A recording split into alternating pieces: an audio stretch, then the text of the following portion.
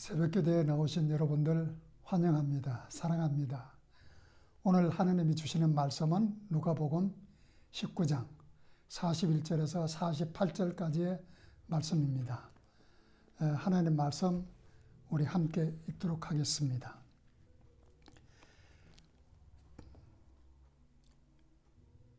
가까이 오사 성을 보시고 우시며 이르시되 너도 오늘 평화에 관한 일을 알았더라면 좋을 뻔하였거니와 지금 내 눈에 숨겨졌도다. 날이 이를지라 내 원수들이 토둔을 쌓고 너를 둘러 사면으로 가두고 또 너와 및 가운데 있는 내 자식들을 땅에 메어치며 돌 하나도 돌 위에 남기지 아니하리니 이는 내가 보살핌 받는 날을 알지 못함을 인함이니라 하시니라.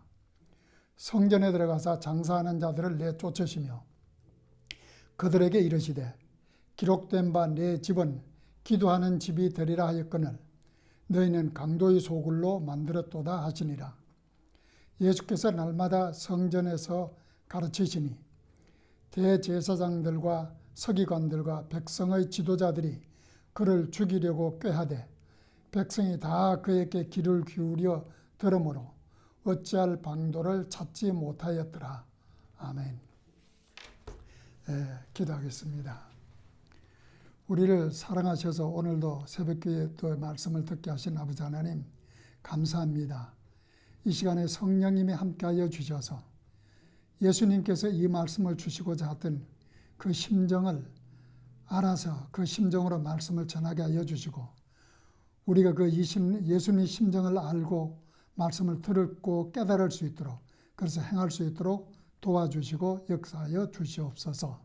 예수님의 이름으로 기도드리옵나이다. 아멘. 오늘 주신 예수님께서 하신 말씀은 제사와 관련된 성전에서 일어난 일들인데 오늘 우리에게 생각을 해보면 참된 예배란 참된 신앙생활이란 어떠해야 되는가를 말씀해 주고 있습니다. 예수님께서 그 예루살렘 성으로 가서 예루살렘이 가까이 다가왔습니다. 그때 예수님께서 그 예루살렘 성을 보고 우셨습니다. 예수님이 우신 것은 예루살렘의 미래가 어떻게 될 것인가를 바라보면서 안타까워서 울으셨는데 이것은 예수님이 인성을 보여주는 것입니다. 사람이 안타까울 때 울고 슬퍼하는 모습 예수님께서 보여주고 있습니다. 또 한편으로 보면 예루살렘이 멸망하는 것을 바라보면서 애통하는 것은 메시아로서 메시아적 눈물이라고 볼 수 있습니다. 하나님의 눈물이고 사랑의 눈물입니다. 이것은 예루살렘만 국한된 것이 아니라 앞으로 다가올 온 인류의 아픔을 모든 피조물의 고난까지도 바라보면서 이와 같이 눈물을 흘리셨습니다. 당시 이스라엘이 당하고 있던 고난, 즉 로마로부터 받던 압제와 억압, 그리고 또 한편으로는 문화적으로 종교적으로 타락했던 모습, 그리고 소수 특권 계급들이 자기 민족을 착취하고 지배하는 이런 모습을 보면서 이 이스라엘의 고난 이걸 바라보고 또 인류가 당하게 될 그런 고난들을 바라보면서 이와 같이 눈물을 흘리셨습니다. 이스라엘 민족뿐만 아니라 온 인류가 당하고 있는 고난과 죄에 대한 애통의 눈물이라고 볼 수 있습니다. 그래서 42절 44절에서 애통하면서 그렇게 말씀하십니다. 너희가 평화에 관한 일을 알았더라면 좋았겠는데 근데 그것을 숨겨버렸다. 평화에 대한 것을 모르고 있다랍니다. 여기 너라고 얘기했는데 예루살렘을 너라고 호칭했는데 인격화시켜서 말씀을 했죠. 너도 오늘 평화에 관한 일을 알았더라면 좋을 뻔하였거니와 지금 내 눈에 숨겨졌다라고 외치고 있습니다. 이 예루살렘을 너라고 부른 것은 예루살렘 안에 사는 모든 사람들을 통칭하는 것이고 나아가서는 이스라엘 전체를 가리키는 말입니다. 또 더욱이 더 나아가서는 온 민족, 온 인류가 당하게 될 고난과 부정을, 고난과 그 죄성을 통칭하는 말이라고 볼 수 있습니다. 그러면서 얘기합니다. 여기서 얘기는 핵심은 평화에 대한 얘기입니다. 너희가 평화에 대해서 알았다면 좋았을 텐데, 근데 평화가 사라져버렸다. 그 평화가 눈에 숨겨졌다. 평화의 길이 없어서 모르는 것이 아니고 있는데도 눈이 가리워져서 보지 못하고 듣지 못하고 알지 못한다. 선지자들을 통해서, 예언자들을 통해서, 또 예수님이 오셔서 그 하늘 나라의 길을 밝히 보여주셨음에도 불구하고 보지 못하고 깨닫지 못하고 알지 못하고 결국 숨겨져 버렸다. 눈이 있어도 보지 못하고 귀가 있어도 듣지 못하고 마음이 닫혀버렸다. 그래서 평화의 길을 알지 못한다. 그래서 어떻게 될 것인가? 멸망의 날이 올 것이다. 멸망의 날은 심판의 날이 돌아올 것이다. 그렇게 말씀하고 있습니다. 그런데 실제적으로 그것이 돌아옵니다. AD 70년 로마군에 의해서 예루살렘이 함락되어 버리고 그대로 성취되죠. 예언이 성취됩니다. AD 70년에 디도스가 하는 이끄는 로마군에 의해서 예루살렘 성이 공격을 당해서 방적으로 둘러쌌고 토성으로 완전히 둘러쌌습니다. 토둔을 쌓다고 그랬죠.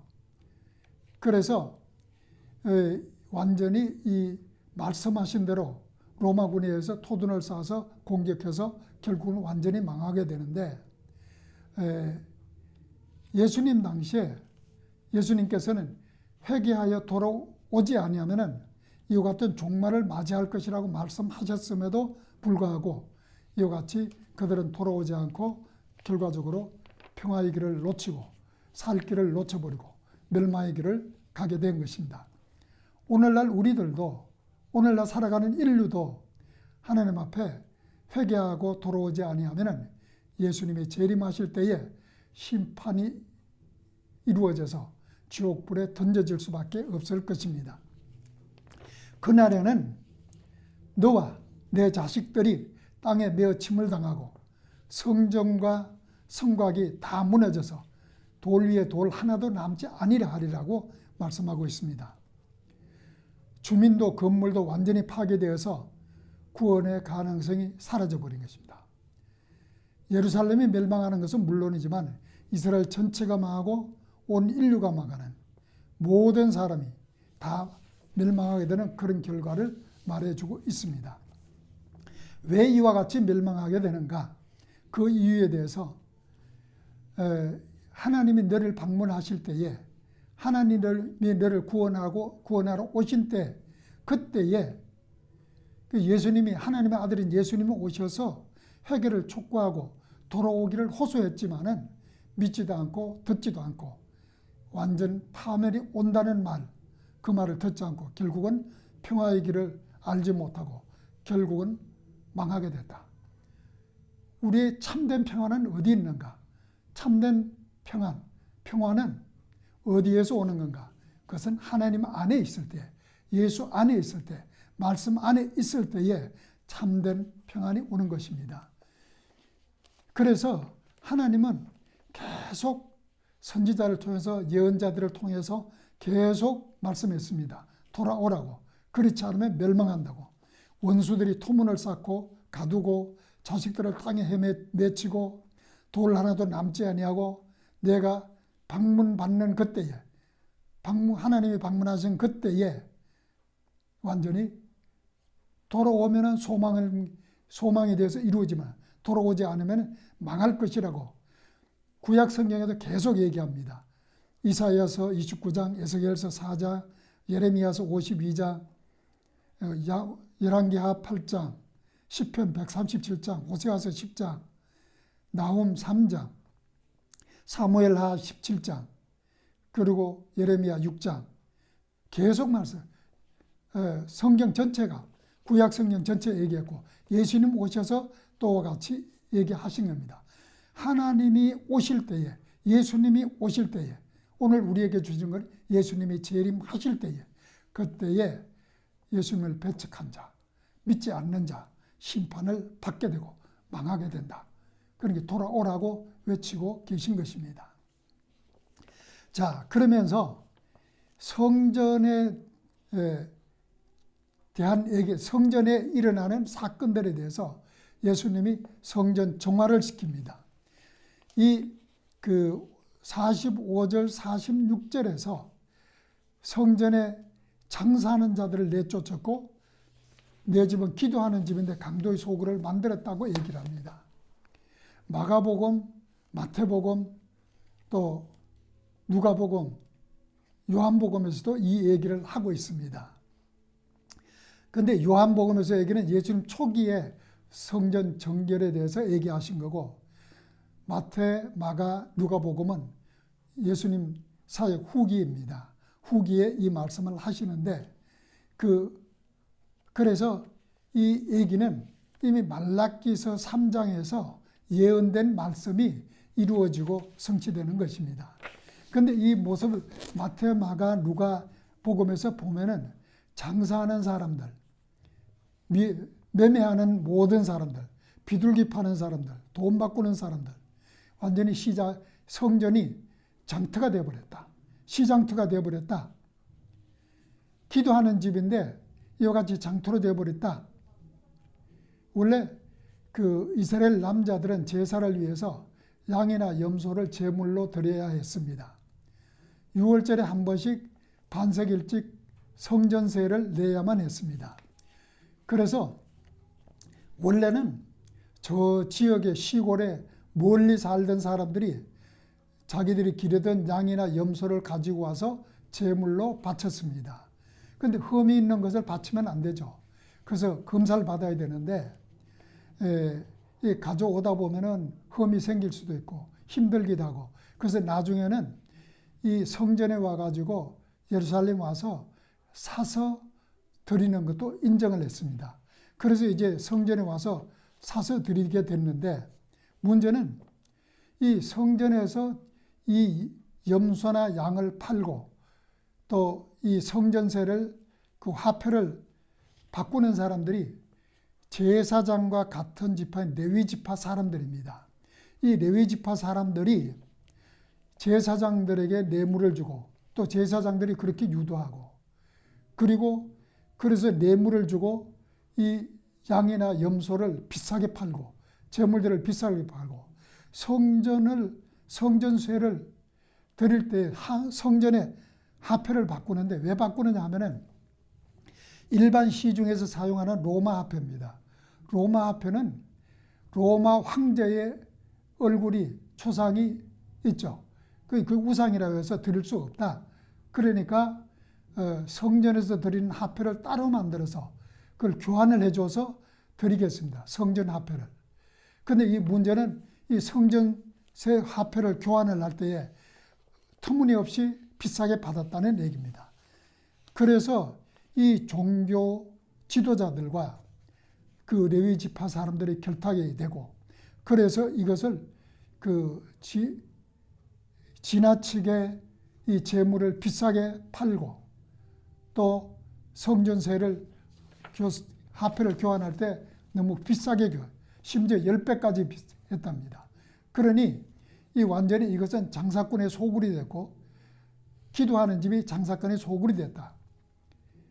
뇌물을 주고 받으면서 정치 지도자들, 이들이 그때 종교 지도자들이 상인들과 결탁해서 하나님의 집을, 기도하는 집을, 성전을 강도의 소굴로 만들어 버렸습니다. 성전이 뇌물 수수하는 장소고 장사꾼의 장터가 됐고 완전히 강도의 소굴이 되어 버렸습니다. 이와 같이 되니까 예수님이 그것을 보시고 성전을 이렇게 더럽힌 것을, 하나님을 모독하는 것을 이걸 볼 수가 없어서 매매하는 자들을 내쫓으시고 환전상의 의자를 둘러 엎어버렸습니다. 그러면서 이 기도하는 집을, 하나님의 집을 강도의 소굴로 만들었다고 질타를 하셨습니다. 이것은 그 제사장들을 비롯해서 그때 당시의 종교 지도자들, 결국은 나중에는 그 많은 돈이 누구한테로 가장 많이 가느냐면 대제사장 가야바와 안나세겔의 돈께가 들어갔습니다. 결국은 대제사장, 제사장, 이 종교 지도자들, 이들이 부당한 이득을 취하고 뇌물을 받아 부당한 부를 취하고 이렇게 장사꾼들이 이익을 취하고, 그래서 이 순례자들, 제사드리러 오는 백성들의 고열을 착취하는 이런 모습, 이걸 도저히 타락된 이 모습을 하나님을 모독하는 이런 행위를 볼 수 없으셨던 것입니다. 또 한편으로 제사가 형식화되어 버렸다는 얘기입니다. 정말로 하나님을 경외하는 마음으로 자기 죄를 고백하는 제사를 제대로 드리는 것이 아니라 이 제사장을 비롯한 율법주의자들이 하는 행위, 정말로 이런 장사꾼의 행위, 이건 구역질 나는 일이고 장투로 만들어버리는 이 모습을 볼 수가 없습니다. 이 제물을 드릴 때 흠이 없는 것을 드려야 되는데, 그래서 완전하고 깨끗한 제물을 드려야 되는데 성전에서 파는 제물들도 실제는 흠이 있는 것이 많았다는 것입니다. 결국 돈 버는 데 목적을 뒀지 하나님을 섬기는 데에는 관심이 제대로 경외하는 마음이 없었다는 얘기입니다. 제사를 드리고 하나님을 섬기는 일에 결국은 하나님을 돈벌이 수단으로, 부를 축적하는 이 수단으로, 그리고 이 종교 지도자들이 자기들의 권력을 행사하는 그 이권과 권력을 행사하는 집단화 되어버렸다는 얘기죠. 이것이 도저히 용납될 수 없는 것이었습니다. 이것이 완전히 제사는 형식이 되어버렸고, 제대로 하나님을 경외하는 그런 제사를 드리지 못했다. 이것은 오늘날 우리에게 물어보십니다. 너희 예배를 어떻게 드리고 있느냐? 주일마다 또는 수요일에 형식적으로 그냥 드리는 예배는 아닌지 한번 돌아보라 라는 말씀을 하시는 것입니다. 우리가 하나님을 정말로 경외하고 하나님께 드리는 예배인지, 아니면 예배를 통해서 내가 복을 받는 것이 목적인지 한번 돌아보라는 그런 의미가 있습니다. 삶이 예배가 되어야 되는데, 예배 드릴 때는 경건한 척 하지만은 나가서는 우리의 삶이 믿지 않는 자나 똑같이 경건하지 못하다면은 이건 예배가 형식화되는, 예배 자체를 제대로 드리지 못하는 그런 것이 아니겠는가. 오늘 코로나 시대에 우리를 향하신 하나님의 뜻이 무엇인지 잘 분별해서 하나님을 바로 섬기고 바로 살아가는 것, 이것이 오늘 예수님께서 우리에게 주신 말씀이라고 생각이 됩니다. 그런데 이와 같이 예수님이 이와 같이 질타를 하니까 이 종교 지도자들은 견딜 수 없었죠. 그런데 예수님은 그리고 난 다음에 성전에서 이 백성들을 가르치셨습니다. 질타를 하고 이와 같이 꾸짖은 것은 성전에서 자기들의 이익을 위해서 행하는 이 종교 지도자들, 레위인들, 장사꾼들, 이들을 질타한 것이지 일반 백성들을 질타한 것은 아닙니다. 그런데 이들은 예수님을 죽이려고 음모를 깨합니다. 그런데 죽일 수가 없어요. 왜? 백성들이 성전에 예수님의 가르치는 말씀을 들으려고 수많은 사람들이 몰려들고 있고 예수님의 인기가 폭발적이라고 볼 수 있죠. 이와 같은 상황에서 그렇게 할 수가 없었습니다. 그런데 이들은 이미 그 전부터, 오래전부터 예수님을 죽이려고 음모를 꾸미고 있었어요.